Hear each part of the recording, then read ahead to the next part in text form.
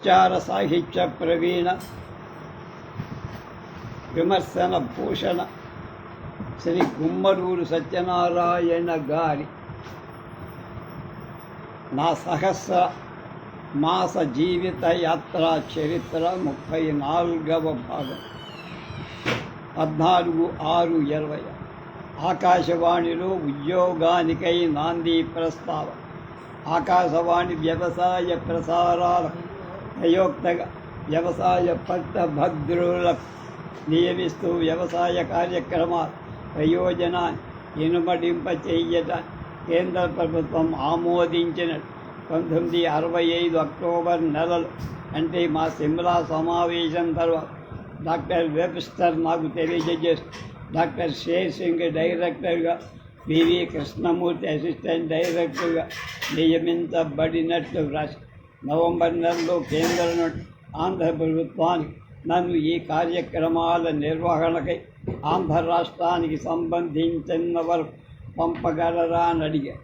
దానిపై డెప్యుటేషన్ పద్ధతిపై, అంటే రాష్ట్ర ప్రభుత్వం నుండి నాకు రాగల పెన్షన్ వగైరాలు లోటు రాకుండా కేంద్ర ప్రణాళికలో పనిచేయడానికి రాష్ట్ర ప్రభుత్వం 9/11/65 తెలియజేసి, ఆ ప్రణాళిక వివరాలు ఏమిటో తెలియకపోయినా మా రాష్ట్ర వ్యవసాయ ప్రసార బాధ్యత నాకు రానున్నట్లు రూఢై కొన్ని జ్ఞాపిక. నా వద్ద పూర్వ తెలంగాణ రోజుల నుండి వ్యవసాయ శాఖలో పనిచేస్తూ నిస్సార్ అహ్మద్ అనే అతడు వ్యవసాయ పట్టభద్రుడు కాదు, కానీ పెద్ద చదువు MAలో చదివి ఆ రోజుల్లో వ్యవసాయ శాఖలో అతనికి ఎన్నాళ్ళ సర్వీసు ఉన్న ఆ స్థాయిలోనే రిటైర్ కావాలి. ఆంధ్రప్రదేశ్ ఏర్పడ్డాక ఈ కొత్త నిబంధన ప్రకారం అతనికి దురదృష్టమది, కానీ చాలా యోగ్యం. ఎంతటి కష్టమైన పనినే సాధించి రాగల తన గత అనుభవాన్ని బట్టి తగిన ఉన్నతోద్యోగం ఇప్పించమని ప్రభుత్వానికి అతని చేత అభ్యర్థన పత్రాన్ని వ్రాయి దానిపై మంచి అభిప్రాయాన్ని వ్రాసి వ్యవసాయ పరిజ్ఞానం అవసరం లేదు 1-2 పెద్ద ఉద్యోగాలు, అంటే ఎరువుల మార్కెటింగ్ వంటివి ఎత్తి చూపి వాటిలో ఏదో ఒకదాన్ని అతనికి ఇప్పించాలని రాసి చివర పెద్ద ఉద్యోగాలు 21/12/60 ఉత్తర్వు రాగానే అతన్ని అభినందిస్తూ నా దగ్గర నుండి విడుదల అతని కంటే నేను ఎక్కువగా ఆనందించా. ఈ సందర్భం కేంద్రంలో నా ఉద్యోగం పోయి తిరిగి వ్యవసాయ శాఖకు వచ్చింది. 1-2 సంవత్సరాలు రాష్ట్ర వ్యవసాయ శాఖకు చెందిన పంచవర్ష ప్రణాళిక ప్రగతి సమీక్ష, కొత్త పథకాల ప్రతిపాదన వంటి పనుల సతమతమైన మిగిలిన 3-4 ఏళ్ళ రాష్ట్ర వ్యవసాయ శాఖలో సమాచార ప్రచారాలు ఎంతగానో అభివృద్ధి చెయ్యగలిగిన తృప్తి నాకు. ఇప్పుడు త్వరలో ఆకాశవాణి సంస్థలు చేరగలనని వార్త రాగానే ఎక్కువ సంతృప్తి చెందాను. దేశంలో రాజకీయ వాతావరణం అస్తవ్యస్తంగా 5/9/65వ తేదీ మన దేశపు జమ్మూ పూంచ్ నగరాల కైవసం చేసుకుందామని విదేశం దాడి. ఆ మధ్య గుజరాత్ ముఖ్యమంత్రి బల్వంత్ రాయ్ మెహతా విమాన ప్రయాణం చేస్తున్న శత్రుడెవరో కూల్చేసి మెహతా మరణించారు. మొరార్జీ దేశాయికి అత్యంత ప్రియసి యుద్ధంలో కాల్పుల వివరణ 23/9/65 జరిగారు. 2వ ప్రపంచ యుద్ధంలో హిట్లర్తో పోరాటానికి సిద్ధపడిన బ్రిటిష్ ప్రధాని విన్స్టన్ చర్చిల్ ఈ సంవత్సర ఆరంభంలో చనిపోయి 1965 రిపబ్లిక్ దినం నుండి హిందీని దేశ భాషగా ప్రభుత్వం నిర్ణయం. దానిపై మద్రాసు, పశ్చిమ బెంగాల్ ప్రభుత్వ అభ్యంతరం వ్యతిరేక ఉద్యమాలు. తమిళులైన కేంద్ర మంత్రి సుబ్రహ్మణ్యం అలగేషన్ తమ పదవులకు రాజీనామా. ఆచార్య వినోబా భావే కూడా ఫిబ్రవరిలో నిరాహార దీక్ష. ఆంధ్రదేశం వ్యవసాయ విశ్వవిద్యాలయాన్ని భారత ప్రధాని లాల్ బహదూర్ శాస్త్రి 23/65 శంకుస్థాపన చేశారు.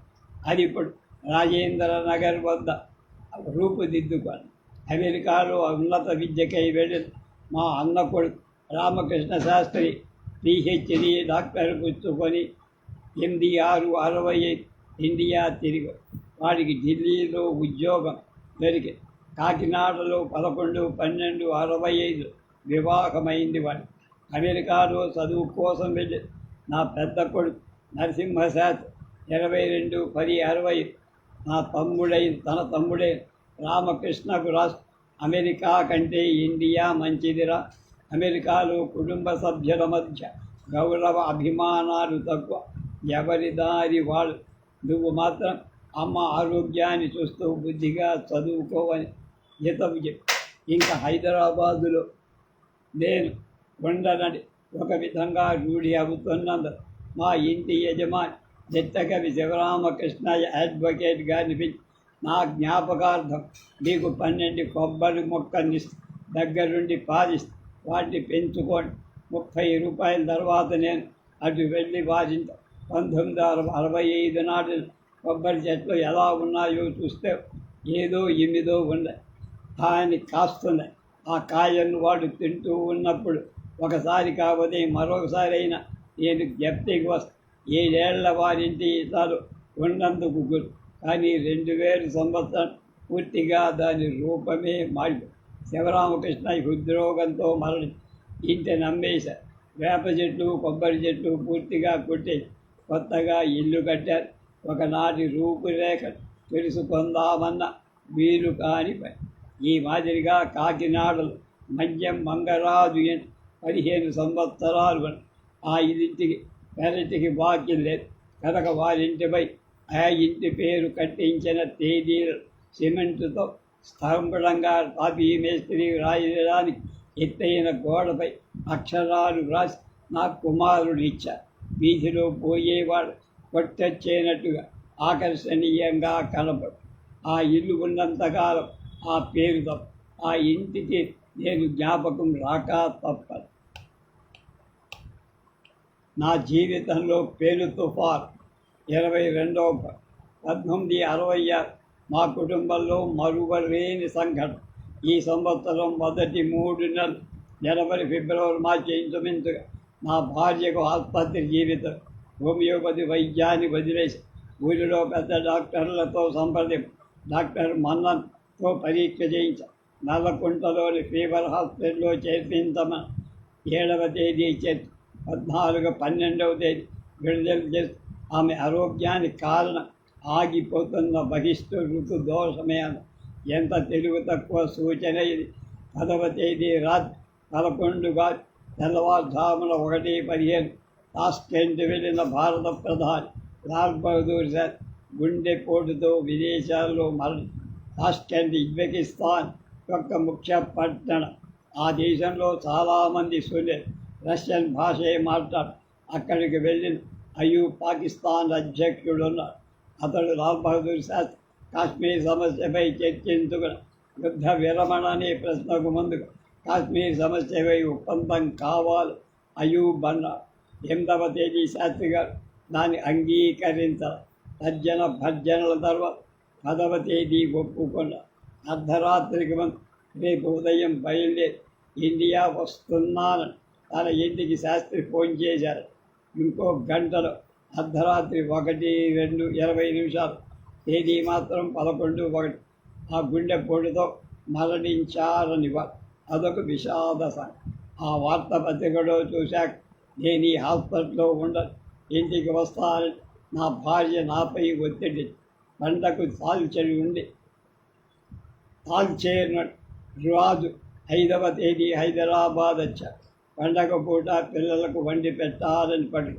వారు ఏం తినలేకపోయిన పండుగ 2 రోజులు ఏదో పిండి వంటలు తన కంచంలో 1-2 పెట్టుకొని జిహ్వ చాపుల్యానికి ఆగలేక నోట పెట్టుకొని 1/2 గంటలో అంతా వాంతి.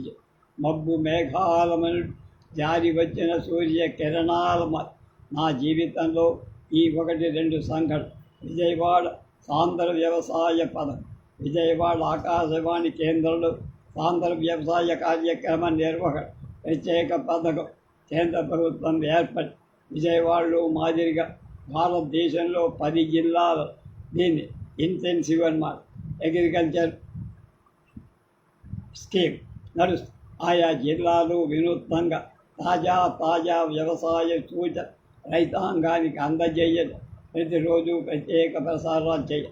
కాలమానాన్ని బట్టి నైసర్గిక వాతావరణం, సహజ వనరు ఆధారంగా జిల్లాలో పెరిగే ఆహార పంటలు, వాటి పెరుగుదలను దృష్టిలో ఉంచుకొని రైతులకు సూచనలు అందిస్తూ చాలా అనుభవంతో కూడి ఉద్యోగమే. అటు వ్యవసాయ పరిజ్ఞానంలో, ఇటు ప్రసార విధానాల్లో అయిన నేర్పుగల వ్యక్తి అవసరం. ఈ విధమైన కార్యక్రమ ప్రయోగ సహాయకులుగా ముగ్గురిని, ఆఫీసులో కార్యదర్శిగా ఒకరిని, నలుగురిని ఎన్నుకోవాలి. సాధారణ ప్రసారాలు రైతులు ఆకాశవాణి కేంద్రానికి వచ్చి వారి రచనలు చదివి ప్రసారం చేయాలి. ఈ సాంద్ర పథకంలో రైతాంగం మధ్యకి తగిన సాంకేతిక పరికరాలతో వీళ్ళు వెళ్ళి వారి పరిచయాలు, వారి సమస్య సమాధానం మొదలై అక్కడే పొలాల దగ్గరే రికార్డ్ చేసి ఆకాశవాణి స్టూడియోకు వచ్చి తగిన రూపకల్పనతో ప్రసారం. ఈ సాంద్ర వ్యవసాయ కార్యక్రమ ప్రసార పథకంలో అది నేను 6-7 సంవత్సరాల నుండి కోరుతున్న పథక రూపమి. విజయవాడ ఎన్నుకొనినట్లు అధికారిక నియామకంపై రాష్ట్ర ప్రభుత్వానికి, కేంద్ర ప్రభుత్వానికి మధ్య ఉత్తర ప్రత్యుత్తరాలు నడుస్తాయి. నా విషయంలో వచ్చిన ఇంకొక సమస్య ఏమిటంటే, ఇంకొక 3 నెలలు నేను 55 నుండి రాష్ట్ర ప్రభుత్వ ఉద్యోగం నుండి విరమించ. 3/6/66 నాటికి 55 నుండి 56 కేంద్ర ప్రభుత్వంలో 58 వరకు కేంద్రానికి వెళ్ళిన వాడిని కనుక ఇవన్నీ వాళ్ళ పరిశీలనలోకి వచ్చి ఏమైతే 19/1/1966 విజయవాడకి ఆకాశవాణి కేంద్రంలో రాష్ట్ర ప్రభుత్వం నుండి వచ్చిన వాళ్ళందరినీ పరిశీలించడానికి పరీక్షాధికారులు వచ్చే ఏర్పాటు. కేంద్రం నుండి doctor శేర్ Singh, PV Krishnamurthy, Vijayawada station director Pratap Kishan, ఒక అభ్యర్థిగా నేను విజయవాడ వెళ్ళి ఆనాటి సమావేశం నాకు సహాయకుడిగా కోనేరు వెంకట సుబ్బారావు, అల్లాడ తాతయ్య అనే వారిని ఎన్నుకు. సుబ్బారావు వ్యవసాయ డిమాన్స్ట్రేటర్, తాతయ్య గ్రామ విస్తరణ VLW. వీరి క్రమంగా ఉద్యోగ నియామక పత్రాలు రావాలి, రాష్ట్ర ప్రభుత్వం నుండి విడుదల రావాలి.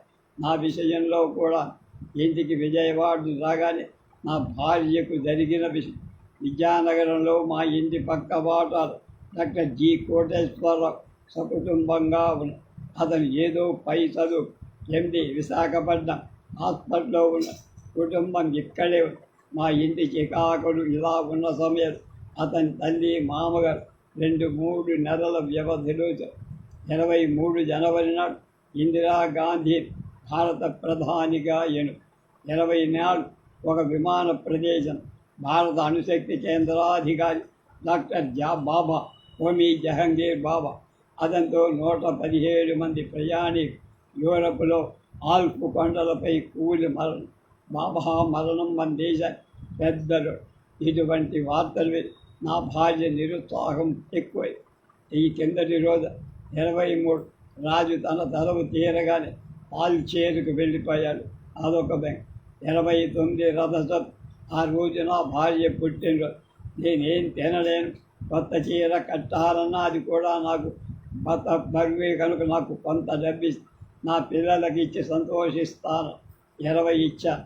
ఇంత అప్పుడున్న 3 పిల్లలు 3 5 ఆనాకర్ 5 రూపాయలు తన పెట్టె మూత తెరవమని అందులో పడేసి ఏమీ తినలేకపోతున్నా 5-6 నెలలు తప్పలేని బాధపడుతున్నా.